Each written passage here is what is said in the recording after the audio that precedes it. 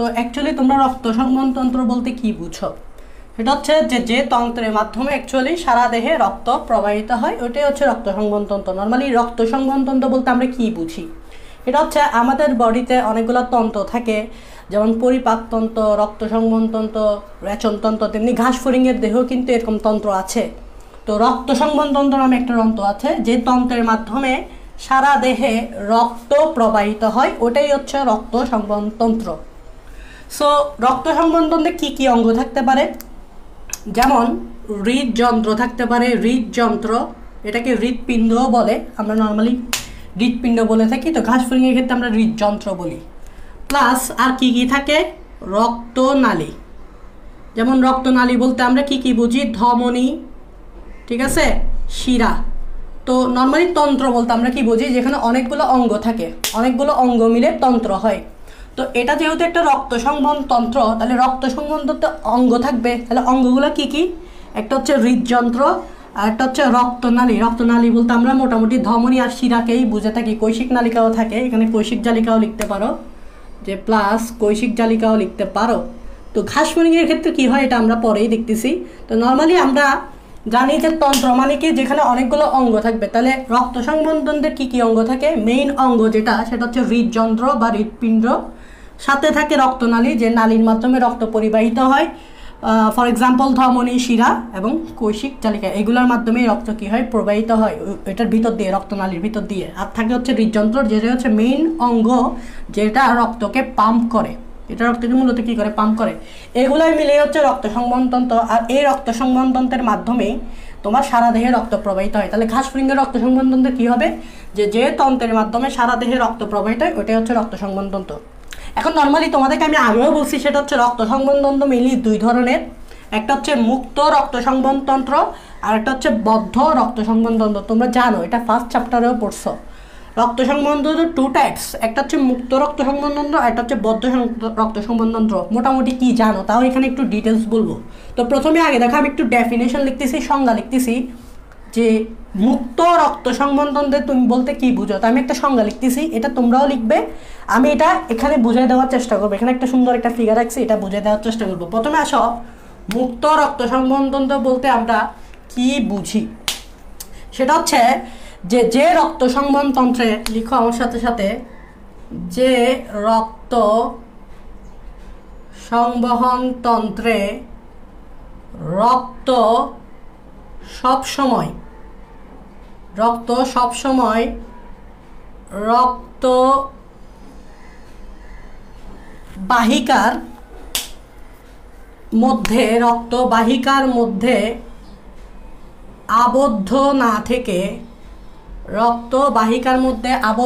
থেকে দেহ গহ্বরে প্রবেশ করে। এটা অ্যাকচুয়ালি দেহ গহ্বরে প্রবেশ করে এবং পুনরায় দেহ গহ্বর থেকে রক্তবাহিকায় প্রবেশ করে এবং পুনরায় দেহ গহ্বর থেকে রক্তবাহিকায় প্রবেশ করে, ওটাই হচ্ছে মুক্ত রক্ত সংবহনতন্ত্র। আশা করি কিছু বুঝো নাই, এখানে বুঝাই দেওয়ার চেষ্টা করবো। প্রথমে আসো, যে মুক্ত রক্ত সংবহনতন্ত্রের ডেফিনেশনটাই, সেটা হচ্ছে যে রক্ত সংবহনতন্ত্রে ফার্স্ট অফ অল রক্ত সবসময় রক্তবাহিকার মধ্যে, রক্তবাহিকা মানে বুঝো ধমনী, শিরা, এগুলো বুঝাচ্ছি, রক্তবাহিকার মধ্যে আবদ্ধ না থেকে, মানে ওখানে শুধুমাত্র থাকে না, দেহ গহ্বরে প্রবেশ করে, মেইন লাইন, দেহ গহ্বরে প্রবেশ করে এবং পুনরায় দেহ গহ্বর থেকে রক্তবাহিকায় প্রবেশ করে। মানে প্রথমে রক্ত নালীর মধ্যে আবদ্ধ থাকতেছে না, ওখানে থেকে যাচ্ছে না, এখান থেকে সেটা দেহ গহ্বরে প্রবেশ করতেছে, আবার দেহ গহ্বর থেকে পুনরায় রক্তবাহিকায় প্রবেশ করে, ওটাই হচ্ছে মুক্ত রক্ত সংবহনতন্ত্র। মোট কথা, মুক্ত রক্ত সংবহনতন্ত্রে রক্ত দেহ গহ্বরে প্রবেশ করে, এটাই হচ্ছে কথা। তো এটা এখন আমি তোমাদেরকে বুঝাই দেওয়ার চেষ্টা করব। তোমরা দেখো, এখানে আমি একটা ফিগার রাখছি, এই ফিগারটা হচ্ছে একটা মুক্ত রক্ত সংবহনতন্ত্রের ফিগার। তোমরা জানো যে মূলত এটা হচ্ছে একটা হার্ট, এই যে লাল কালারের যে জিনিসটা দেখতেছো, এটা হচ্ছে হার্ট। তো হার্টের কিছু ছিদ্র দেখা যাচ্ছে, এগুলোকে বলে অস্টিয়া, এগুলো ডিটেলস পড়বো আমি যখন ঘাসফড়িংয়ের রক্ত সংবহনতন্ত্রের ডিটেলস পড়াবো, আরও সামনের দিকে যাব, তখন এগুলো কি বুঝবো। হার্ট তো বুঝো, মানে হৃদযন্ত্র, এবং হৃদযন্ত্রের কাজ কি? রক্তকে পাম্প করা। ভালো করে খেয়াল করো, হার্ট ঠিক আছে। হার্টে আছে কিছু ছিদ্র, ঘাসফড়িংয়ের হার্টে কিছু ছিদ্র থাকে, এগুলোকে অস্টিয়া বলে, আপাতত এতটুকু মনে রাখো। সো এই হার্টের কাজ কি? রক্তকে পাম্প করা। তো বলো তো, হার্ট যদি রক্তকে পাম্প করে তাহলে রক্ত এই যে সম্মুখ অ্যাওয়ারটা দেখতেছো, ধমনী আর কি, সম্মুখ ধমনী, অ্যাওয়ারটা মানে ধমনী, মহাধমনী। তো সম্মুখ মহাধমনীর মাধ্যমে রক্ত যাবে, এখান থেকে রক্ত দেখো সম্মুখ ধমনীর, কারণ রক্তকে পাম্প করতেছে, তাহলে রক্ত রক্তনালীর ভিতর দিয়ে যাবে। তাহলে দেখো এই যে এখান থেকে যাচ্ছে, এই যাচ্ছে, এই যাচ্ছে, এই যাচ্ছে, এই যাচ্ছে, এই যাচ্ছে। তার মানে এই হার্টটা কি করলো? রক্তকে পাম্প করলো। তো রক্তটা কি করলো? সম্মুখ অ্যাওয়ার্টার মধ্য দিয়ে পরিবাহিত হচ্ছে। তো পরিবাহিত হয়ে এদিকে এসে জিনিসটা উন্মুক্ত হয়ে গেছে, দেখছো? এই যে রক্তনালীটা, এই যে সম্মুখ অ্যাওয়ার্টাটা এখানে এসে উন্মুক্ত হয়ে গেছে। তার মানে এই যে লাল কালারের যে বক্সটা তুমি দেখতেছ, এটা হচ্ছে দেহগহ্বর। খেয়াল করো, লাল কালারের যে বক্সটা দেখতেছ এটা হচ্ছে দেহগহ্বর। তো দেহগহ্বরকে হিমোসিল বলে। কেন হিমোসিল বলে আমরা বলবো। আবার খেয়াল করো, এখানে যে বক্সটা দেখতেছো না, এটা হচ্ছে দেহগহ্বর। তো রক্ত কি হইলো? হার্ট থেকে পাম্প হইলো, পাম্প হয়ে সম্মুখ অ্যাওয়ার্ডটা দিয়ে গিয়ে এই দেহগহ্বরে উন্মুক্ত হইলো। তুমি দেখছো এটা এটা ওপেন, তার মানে রক্ত এখন এখান থেকে এই দেহগহ্বরে প্রবেশ করলো, এই দেহগহ্বরে প্রবেশ করলো, এই দেহগহ্বরে প্রবেশ করলো। কারণ কি? কারণ রক্তনালীটা দেহগহ্বরে গিয়ে উন্মুক্ত। তার মানে যে রক্তটা তুমি দেখতেছ, রক্তটা এখন কোথায় প্রবেশ করলো? দেহগহ্বরে প্রবেশ করলো। তাহলে দেখো তো, রক্ত রক্তবাহিকার মধ্যে আবদ্ধ না থেকে শুধুমাত্র কি রক্তবাহিকাই থাকে? থাকে না। এই যে রক্তবাহিকা দিয়ে পরিবাহিত হয়ে দেহগহ্বরে প্রবেশ করছে। এই যে দেখো লাল কালারের যে জিনিসটা দেখতেছ বক্সটা, এটাই হচ্ছে দেহগহ্বর। তো এই এখানে এসে সম্মুখ অ্যাওয়ার্টাটা মুক্ত হয়ে গেছে। তো মুক্ত হয়ে যাওয়াতে এই রক্তগুলা দেহগহ্বরে এসে পড়বে। এতটুকু তো বুঝতে পারছো, রক্ত দেহগহ্বরে প্রবেশ করছে। তো রক্ত যদি দেহগহ্বরে প্রবেশ করে তখন ওই দেহগহ্বরকে বলা হয় হিমোসিল। হিমোসিল মানে কি? হিমোসিল মানে হচ্ছে হিম প্লাস সিল। হিম মানে হচ্ছে রক্ত আর সিল মানে হচ্ছে দেহগহ্বর। তাহলে হিমোসিল মানে হচ্ছে রক্তপূর্ণ দেহগহ্বর।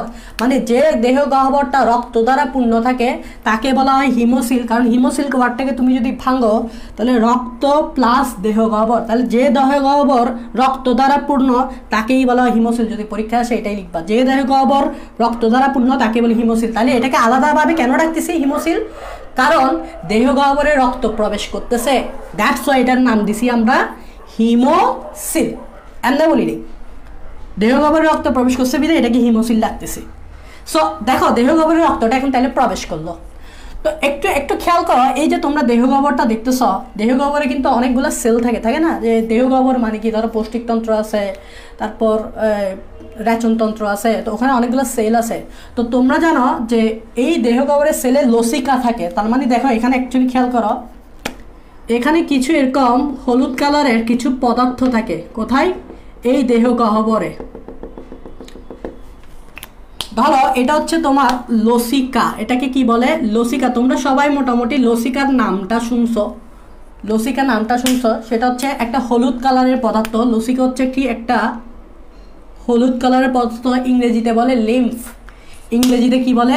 লিম্ফ। তাহলে লসিকাটা একটা হলুদ কালারের পদার্থ, এতটুকু মাথায় রাখবা। এবং এটা মোটামুটি এই দেহগহ্বরে থাকে। আচ্ছা তাহলে বলো তো, এই যে রক্তটা সম্মুখ অ্যাওয়ার্ডটা দিয়ে তাহলে দেহগহ্বরে প্রবেশ করলো আর দেহগহ্বরে আছে লসিকা, তাহলে রক্তটা লসিকার সাথে মিশবে কিনা? তাহলে দেখো এই যে রক্তটা সম্মুখ অ্যাওয়ার্ডটা দিয়ে উন্মুক্ত হয়ে দেহগহ্বরে প্রবেশ করলো, তাহলে যেহেতু দেহগহ্বরে প্রবেশ করছে তাহলে এটাকে আমি মুক্ত রক্ত সংবহনতন্ত্র বলতে পারি। এখন দেখো দেহগহ্বরে আছে লসিকা, যেটা হলুদ কালারের পদার্থ।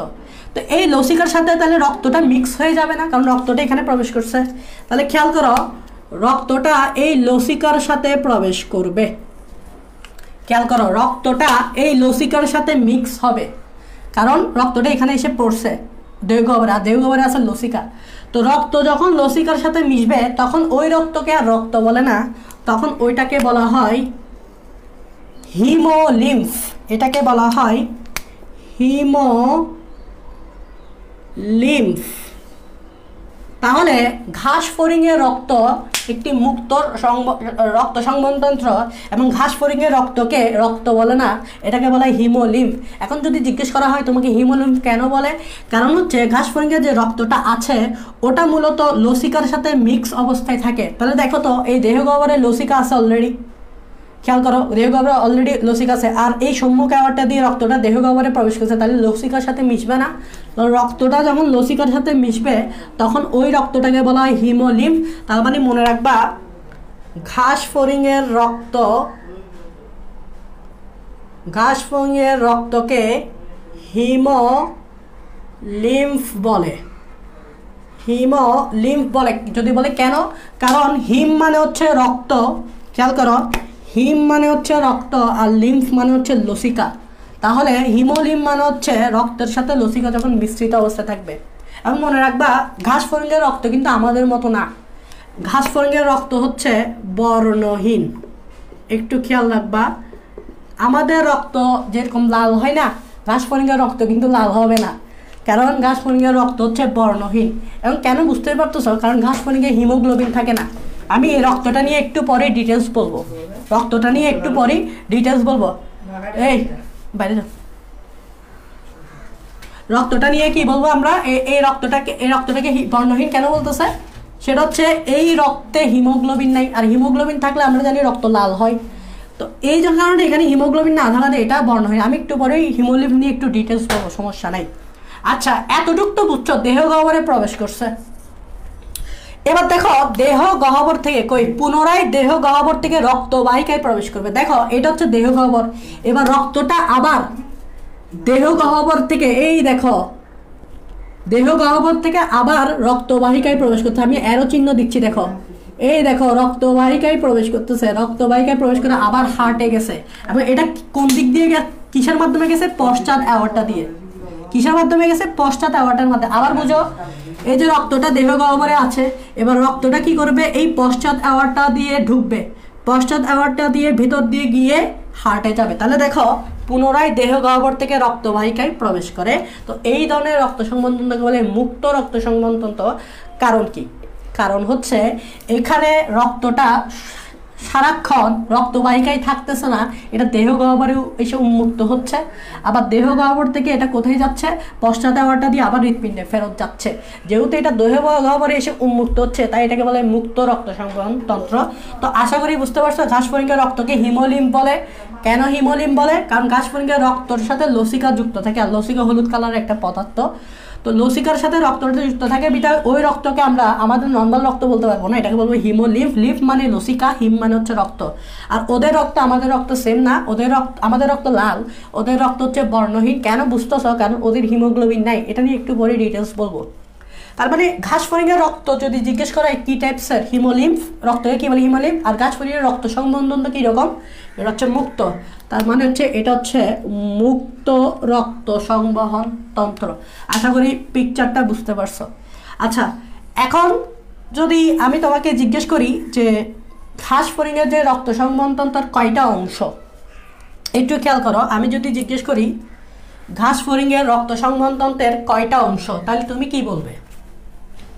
ঘাস ফড়িংয়ের রক্ত সংবহন তন্ত্রের কয়টা অংশ, এখান থেকে দেখে দেখে বলো। ফার্স্ট অফ অল, ঘাস ফড়িংয়ের রক্ত সংবহন তন্ত্রের প্রথম অংশ যেটা, সেটাকে আমি বলতে পারি দেহগহ্বর, আর যেটার আরেক নাম হচ্ছে হিমোসিল। এখন তোমাকে যদি প্রশ্ন করি এই দেহগহ্বরটাকে হিমোসিল কেন ডাকতেছে, কারণ এখানে যুক্তিটা দেওয়া আছে। দেখো হিমোসিল মানে হচ্ছে হিম প্লাস সিল, হিম মানে রক্ত, সিল মানে হচ্ছে দেহগহ্বর। তাহলে রক্তে পূর্ণ দেহগহ্বরকে হিমোসিল বলে। আর তোমরা জানো ঘাস ফড়িংয়ের দেহগহ্বরে রক্ত ঢুকে, তার মানে ঘাস ফড়িংয়ের দেহগহ্বরকে তুমি হিমোসিল বলতে পারো। এটা একটা অংশ। 2 নম্বর অংশ কি হইতে পারে? 2 নম্বর অংশ যেটা হইতে পারে সেটা হচ্ছে রক্তবাহিকা। 2 নম্বর অংশ যেটা হইতে পারে সেটা হচ্ছে রক্তবাহিকা। তো রক্তবাহিকা মানে কি, যেটার ভিতর দিয়ে রক্ত যায়। তো আমরা নর্মালি রক্তবাহিকা বলতে কি বুঝি, আমরা নর্মালি রক্তবাহিকা বলতে বুঝাচ্ছি এই যে ঘাস ফড়িংয়ের যে হৃদযন্ত্রটা আছে, হৃদযন্ত্র প্লাস এই যে অ্যাওয়ারটা আছে, এই অ্যাওয়ারটা, এগুলাই হচ্ছে রক্তবাহিকা।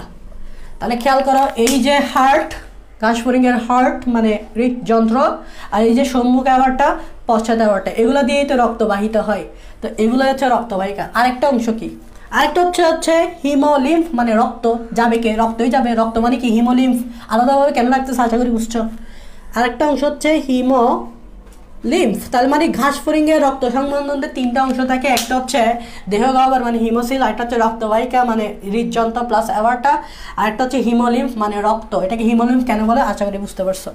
আচ্ছা, বদ্ধ রক্ত সংবন্ধনটা কীরকম হইতে পারে, কারণ আমি এখানে বদ্ধ লিখছি, যদিও এখানে বদ্ধ রক্ত সংবন্ধনটা আসবে না, কারণ ঘাস ফড়িংয়ের রক্ত সংবন্ধন তো বদ্ধ না।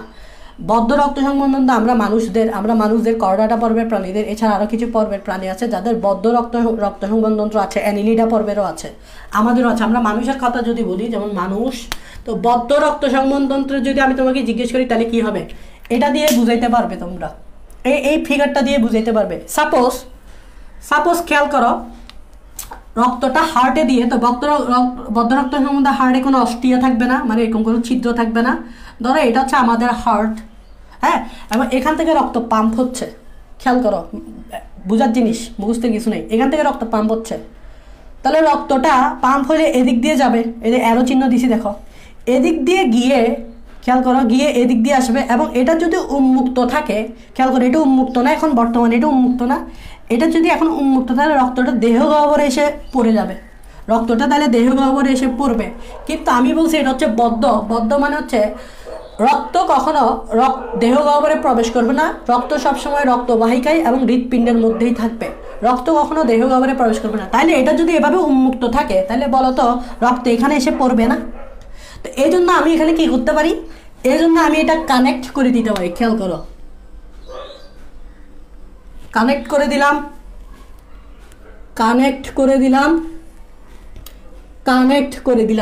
এখন কি বলো, এখন কি রক্ত কখনো দেহগহ্বরে পড়ার কোনো চান্স আছে? কারণ রক্ত তো এদিক দিয়ে যাবে গা, রক্ত এদিক দিয়ে যাবে গা। তাহলে রক্ত যদি এদিক দিয়ে চলে যায়, তাহলে কখনোই কি রক্ত দেহগহ্বরে প্রবেশ করবে? তার মানে আমি এগুলো জাস্ট এডিট করবো, দেখো, দেখো, রক্ত কি কখনো দেহগহ্বরে প্রবেশ করবে? রক্ত কখনো কি দেহগহ্বরে প্রবেশ করবে? আনসার হচ্ছে রক্ত কখনো দেহগহ্বরে প্রবেশ করবে না, কারণ রক্ত তো এদিক দিয়ে আসবে, ঠিক এদিক দিয়ে গিয়ে আবার হার্টে চলে যাবে, এদিক দিয়ে আসবে, ঠিক এদিক দিয়ে হার্টে চলে যাবে, এদিক দিয়ে আসবে, ঠিক এদিক দিয়ে হার্টে চলে যাবে। তার মানে কখনো দেহগহ্বরে রক্ত প্রবেশ করতেছে না, দ্যাটস ওয়াই এটা হচ্ছে বদ্ধ। তখন এই দেহগহ্বরকে তুমি কি হিমোসিল ডাকতে পারবে? তখন মানুষের দেহগহ্বরকে তুমি হিমোসিল ডাকতে পারবা? এটা কি হিমোসিল ডাকতে পারবে না, কারণ দেহগহ্বরে কি রক্ত প্রবেশ করতেছে? দেহগহ্বরে যদি রক্ত প্রবেশ করতে নাই পারে, তাহলে তুমি এটাকে হিমোসিল কেন ডাকবা? কারণ হিমোসিল মানে হচ্ছে রক্ত প্লাস দেহগহ্বর, তাহলে দেহগহ্বরে কোনো রক্ত নাই, তাহলে আমাদের দেহগহ্বরকে তো হিমোসিল বলতে পারবো না, এটাকে আমরা সিলম বলি, মানে আমরা হচ্ছে প্রকৃত সিলম, এটাকে আমরা কি বলি, সিলম বলি, ঠিক আছে? তো বুঝতে পারছি, এটাকে আবার হিমোসিল বলতে পারবা না। ওকে, আরে রক্তকে কি হিমোলিম বলতে পারবা? ঘাস ফড়িংয়ের রক্তকে তুমি হিমোলিম বলতে পারবা, আমাদের রক্তকে হিমোলিম বলতে পারবা? আমাদের রক্ত তো রক্তই। কারণ একটা জিনিস খেয়াল করো তো, আমাদের রক্ত কেন রক্ত হচ্ছে, কারণ আমাদের রক্ত কখনো দেহগহ্বরে উন্মুক্ত হচ্ছে না, আর দেহগহ্বরে লসিকা আছে, তাহলে রক্তটা কখনো লসিকার সাথে মিশতেছে না, আর রক্ত যদি লসিকার সাথে না মিশে, তাহলে তুমি এটাকে হিমোলিম ডাকতে পারবে না। কারণ খেয়াল করো, দেহগহ্বরে লসিকা আছে, দেহগহ্বরে কি আছে, লসিকা আছে, তো লসিকা আছে বিদায় রক্ত কখনো লসিকাতে এসে পড়তেছে না, তাহলে রক্তের সাথে লসিকা কখনো মিশতেছে না, তাহলে আমাদের রক্তকে কখনো হিমোলিম ডাকতে পারবো না। এটাই হচ্ছে মুক্ত আর বদ্ধের মধ্যে বেসিক পার্থক্য। তা আশা করি এই ফিগারটার মাধ্যমে মুক্ত আর বদ্ধটা বুঝতে পারছো। আর ঘাস ফড়িংয়ের রক্ত সংবন্ধনটা হচ্ছে মুক্ত, তা আমাদের এই টপিকটা নাই, বদ্ধ নাই, তো আমি এটাও আগাবো না, আমি এটাতে আগাবো। তাহলে খেয়াল করো, আমি এখন যেটা পড়াবো সেটা হচ্ছে এই মুক্ত রক্ত সংবন্ধনটা। এবং তোমরা জানো, একটু আগে পড়াইছি, ঘাস ফড়িংয়ের মুক্ত রক্ত সংবন্ধন তিনটা অংশ থাকে, দেহগহ্বর মানে হিমোসিল, রক্তবাহিকা মানে হৃদযন্ত্র প্লাস অ্যাওয়ার্টা, আর হিমোলিম মানে হচ্ছে ওই রক্তটা, ঘাস ফড়িংয়ের রক্তটা। তাহলে আমি এটা এখানে মুছে দিচ্ছি। এখন আমি এই তিনটা সম্বন্ধে একটু বিস্তারিত আলোচনা করব। তাহলে তোমরা ইতিমধ্যে বুঝে গেছো যে ঘাস ফড়িংয়ের রক্ত সংবহনতন্ত্রে মুক্ত রক্ত সংবহনতন্ত্র, আর এটা তিনটা অংশ, দেহগহ্বর মানে হিমোসিল, রক্তবাহিকা মানে হৃদযন্ত্র, হিমোলিম্ফ মানে তো বুঝো রক্তটাকে বুঝাচ্ছে। এখন দেখো, এই যে ঘাস ফড়িংয়ের যে দেহগহ্বর বা হিমোসিলটা দেখতেছ, এই ঘাস ফড়িংয়ের দেহগহ্বরটা মূলত তিনটা অংশে বিভক্ত। খেয়াল করো, এটা এখান থেকে পড়া মেইন পড়াটা আসতেছে, খেয়াল করো যে ঘাস ফড়িংয়ের দেহগহ্বরটা মানে হিমোসিলটা তিনটা প্রকোষ্ঠে বিভক্ত। তা আমি যদি লিখি তিনটা প্রকোষ্ঠ, কিভাবে, কি কি প্রকোষ্ঠ, একটা হচ্ছে পেরিকার্ডিয়াল সাইনাস,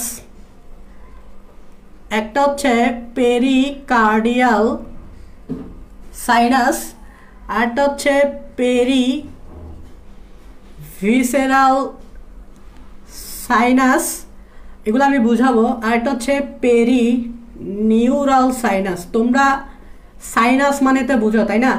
সাইনাস মানে হচ্ছে গহ্বর, মানে গর্ত, মানে প্রকোষ্ঠ। তো ঘাস ফড়িংয়ের দেহ গহ্বর বা হিমোসিলকে তিনটা প্রকোষ্ঠে ভাগ করা যায়। প্রথম প্রকোষ্ঠটা হচ্ছে উপরের দিকে, সেটা হচ্ছে পেরিকার্ডিয়াল, তারপরটা হচ্ছে মাঝখানেরটা হচ্ছে পেরিভিসেরাল, সবার লাস্টেরটা হচ্ছে পেরিনিউরাল সাইনাস। এখন দেখো এগুলোর নামগুলো এরকম কেন হয়েছে, এটাকে কেন পেরিকার্ডিয়াল বলতেছে, এটাকে কেন পেরিভিসেরাল বলতেছে, এই গহ্বরটাকে কেন পেরিনিউরাল বলতেছে। খেয়াল করো, ঘাস ফড়িংয়ের দেহ গহ্বরের এই অংশে, এই পেরিকার্ডিয়াল অংশে হৃদযন্ত্র থাকে। মানে একটা ঘাস ফড়িংয়ের যে হৃৎপিণ্ড দেখো, এই হৃৎপিণ্ডটা এই গহ্বরেই থাকে।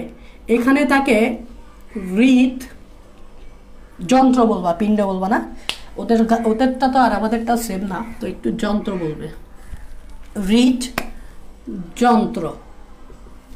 এবং মনে রাখবা কার্ডিয়াক কথাটা যেখানেই শুনবা, কার্ডিয়াক এটা হচ্ছে হৃৎপিণ্ডের সাথে সম্পর্কিত। যেমন হৃৎপেশিকে আমরা কি বলি, কার্ডিয়াক পেশি।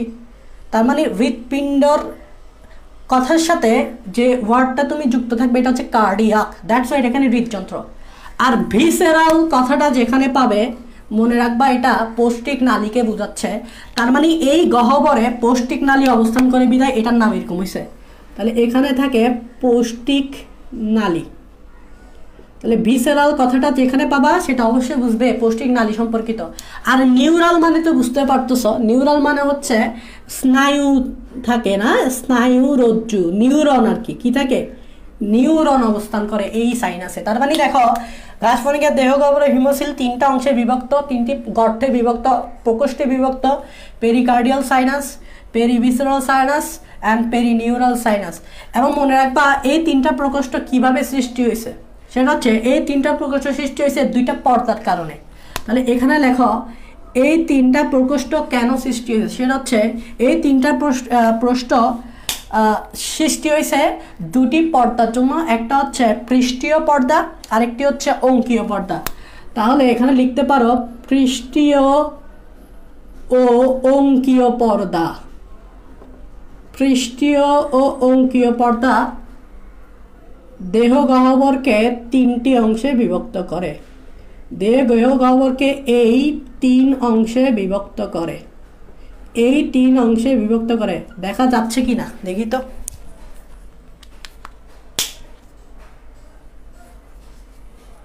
হ্যাঁ দেখা যাচ্ছে, দেখো এই পেরিকার্ডিয়াল সাইনাস, এই পেরিভিসেরাল সাইনাস এবং এই পেরিনিউরাল সাইনাস, এই তিনটা অংশ পৃষ্ঠীয় এবং অঙ্কীয় পর্দার কারণে এই তিনটা অংশ তৈরি হয়। আমরা পিকচার দেখবো, পিকচার দেখলে বুঝবে। আপাতত এগুলো নোট করো, তখন পিকচার দেখার সময় ওগুলোর সাথে মিলাবা, তাহলে বোঝাতে ইজি হবে। পৃষ্ঠীয় অঙ্কীয় পর্দা দেহ গহ্বরকে এই তিন অংশে বিভক্ত মনে করেন, এই তিনটা অংশ মনে রাখতে হবে। এবং এটাও মনে রাখতে হবে এই পর্দাগুলা ছিদ্রযুক্ত, এই পর্দাগুলা কি ছিদ্রযুক্ত। লেখো এই পর্দাগুলো ছিদ্রযুক্ত হওয়ায় রক্ত এক সাইনাস থেকে আরেক সাইনাসে প্রবেশ করে, রক্ত এক সাইনাস থেকে আরেক সাইনাসে প্রবেশ করে। জিনিসটা একদম সিম্পল, সেটা হচ্ছে এই যে দুইটা পর্দা দিয়ে বুঝছো তোমার ঘাস ফড়িংয়ের তিনটা সাইনাস তৈরি হয়েছে, বিভক্ত হয়েছে। তো ঘাস ফড়িংয়ের পর্দাগুলো ছিদ্রযুক্ত হওয়ায় ওই পর্দার ছিদ্র দিয়ে এক সাইনাস থেকে রক্ত আরেক সাইনাসে প্রবেশ করে, এই সাইনাস থেকে রক্ত এই সাইনাসে প্রবেশ করে। মানে ঘটনা হচ্ছে এরকম যে পর্দাগুলো ছিদ্রযুক্ত হয়ে ছিদ্র দিয়ে রক্ত ধরো পেরিনিউরাল সাইনাস থেকে পেরিভিসেরাল সাইনাসে প্রবেশ করলো, পেরিভিসেরাল সাইনাস থেকে পেরিকার্ডিয়াল সাইনাসে প্রবেশ করলো। এই ইনফরমেশনগুলো তোমাকে জানতে হবে, পিকচার রাখলে ইজিলি বুঝে যাবে। তো আগে ইনফরমেশনগুলো একটু নোট করে ফেলবা। সো আবার বলতেছি, দেহগহ্বর 3টি অংশে বিভক্ত। পেরিকার্ডিয়াল সাইনাস, কেন পেরিকার্ডিয়াল? কারণ হৃদযন্ত্র। পেরিভিসারাল, পৌষ্টিকনালী থাকে এই জন্য। পেরিনিউরন, স্নায়ুরজ্জু বা নিউরন থাকে বিদায়ের জন্য। এবং খেয়াল করো এই 3টা প্রকোষ্ঠ কেন তৈরি হয়েছে? কারণ ঘাসফড়িংয়ের দেহগহ্বরটি পৃষ্ঠীয় এবং অঙ্কীয় পর্দা দ্বারা বিভক্ত হয়েছে। দেখো, পৃষ্ঠীয় এবং অঙ্কীয় পর্দা দেহগহ্বরকে এই 3 অংশে বিভক্ত করে, এবং পর্দাগুলো ছিদ্রযুক্ত হওয়ায় রক্ত এক সাইনাস থেকে আরেক সাইনাসে প্রবেশ করে। মানে রক্ত এখান থেকে এখানে প্রবেশ করে ছিদ্র দিয়ে, এখান থেকে এখানে প্রবেশ করে। এই কথাগুলো একটু মাথায় রাখতে হবে। এবার আসো, এগুলো তো বুঝলা, তো আমরা এখন মুছে দিচ্ছি। আমি রক্তবাহিকা নিয়ে একটু আলোচনা করি। খেয়াল করো, রক্তবাহিকা, এই টপিকটা নিয়ে একটু আলোচনা করতেছি। রক্তবাহিকা, খেয়াল করো, ঘাসফড়িংয়ের রক্তবাহিকা যে অঙ্গটা সর্বপ্রথম নিয়ে আমরা আলোচনা করতে হবে সেটা হচ্ছে হৃদযন্ত্র। এবং আমরা জানি যে ঘাসফড়িংয়ের হৃদযন্ত্র আছে, এবং মনে রাখবে ঘাসফড়িংয়ের হৃদযন্ত্র 7 প্রকোষ্ঠ বিশিষ্ট। তার মানে আমি রক্তবাহিকার প্রথমে যে টপিকটা নিয়ে বলবো সেটা হচ্ছে হৃদযন্ত্র। এবং মনে রাখতে হবে ঘাসফড়িংয়ের হৃদযন্ত্র 7 প্রকোষ্ঠ বিশিষ্ট। ভালো করে খেয়াল করবো, আমাদের কত 4টা প্রকোষ্ঠ না, ঘাসফড়িংয়ের হচ্ছে 7টা প্রকোষ্ঠ। আবার খেয়াল করো, এদের 7টা প্রকোষ্ঠ হলেও এদের প্রতিটা প্রকোষ্ঠের দুপাশে 2টা ছিদ্র থাকে। খেয়াল করো, ভালো করে খেয়াল করো, এদের প্রতিটা প্রকোষ্ঠের 2 পাশে। তাহলে আমি যদি লিখি এখানে প্রত্যেক প্রকোষ্ঠের দুপাশে 2টি ছিদ্র থাকে। খেয়াল করবা, 2টি ছিদ্র থাকে। এই ছিদ্রগুলোর নাম হচ্ছে অস্টিয়া। এই ছিদ্রগুলোকে বলা হয় অস্টিয়া। আমি ইংরেজিতে লিখছি, বাংলা লিখবা সমস্যা নাই। তা আবার বলতেছি, হৃদযন্ত্রের 7টি প্রকোষ্ঠ থাকে, প্রত্যেক প্রকোষ্ঠের দুপাশে 2টি ছিদ্র থাকে। খেয়াল করবা, এগুলো আমি ফিগার রাখবো, সমস্যা নাই। দুপাশে 2টি ছিদ্র আছে, এবং ওই ছিদ্রকেই বলা হয় অস্টিয়া ছিদ্র। কেন আছে? কারণ ওই ছিদ্র দিয়ে রক্ত প্রবেশ করবে। ছিদ্র কেন দিছে? কারণ ওই ছিদ্র দিয়ে রক্ত হৃৎপিণ্ডে প্রবেশ করবে। সোজা হিসাব, ছিদ্র দিয়ে এটা প্রবেশ করবে।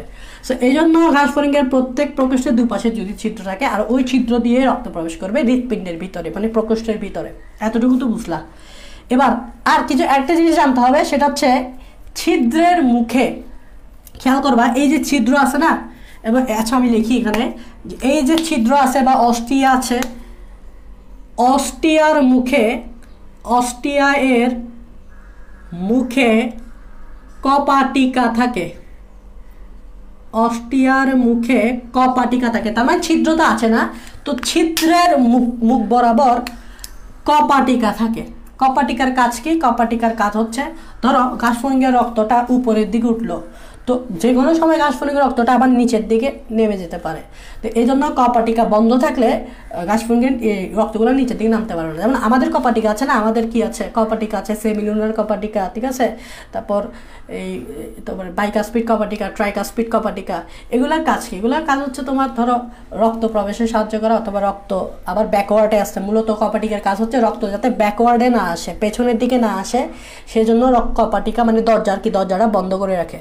তো ঘাসফড়িংয়ের রক্ত যখন একবার উপরের দিকে উঠে যাবে, এগুলো আমি একটু পরে ডিটেলস আলোচনা করবো, যখন উপরের দিকে উঠে যাবে তখন রক্তটা আবার নিচের দিকে নামার চান্স আছে না। কপাটিকার দরজাটা যদি বন্ধ থাকে তাহলে রক্ত কখনোই নিচের দিকে নামতে পারবে না। সো এই জন্য অস্টিয়ার মুখে মানে ছিদ্রের মুখে কপাটিকা থাকে। এই ইনফরমেশনটা মাথায় রাখতে হবে। আচ্ছা, এতটুকু তো বুঝলে। আর কি থাকে? আরটা হচ্ছে যে আরেকটি ইনফরমেশন জানতে হবে, সেটা হচ্ছে এই যে হৃৎপিণ্ড সংকুচিত প্রসারিত হয় না। আচ্ছা, সংকুচিত প্রসারিত হইতে কি লাগে বলো তো? পেশি লাগে। তার মানে হৃৎপিণ্ডে পেশি থাকতে হবে, যাতে হৃৎপিণ্ড সংকুচিত প্রসারণের মাধ্যমে রক্তকে পাম্প করতে পারে। কারণ হৃৎপিণ্ডের কাজই হচ্ছে সংকোচন প্রসারণের মাধ্যমে রক্তকে পাম্প করা। ইয়াতে পড়ছো, হিউম্যান হার্টে পড়ছো, তো এই জন্য এখানেও পেশি থাকতে হবে। তো একটু মাথায় রাখবা যে হৃৎপিণ্ডের প্রত্যেক প্রকোষ্ঠের উভয় পাশে, প্রত্যেক প্রকোষ্ঠের উভয় পাশে টোটাল 6 জোড়া অ্যালারি পেশি থাকে।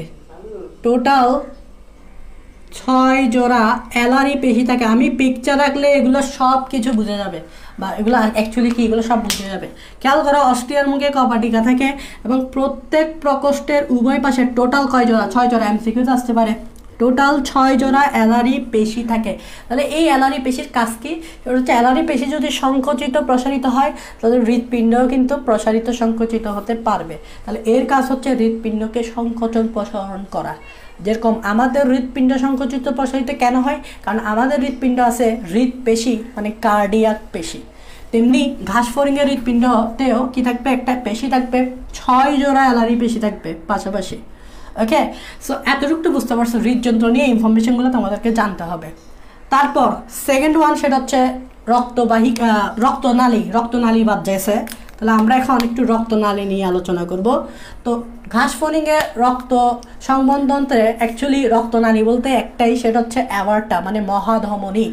তো খেয়াল রাখবা ঘাসফড়িংয়ের রক্তনালী বলতে আমরা বুঝাচ্ছি সম্মুখ অ্যাওয়ার্টা, সামনের দিকে হৃৎপিণ্ডের সামনের দিকে একটা অ্যাওয়ার্টা আছে, ওইটা হচ্ছে সম্মুখ অ্যাওয়ার্টা, আর একটা হচ্ছে পশ্চাৎ অ্যাওয়ার্টা।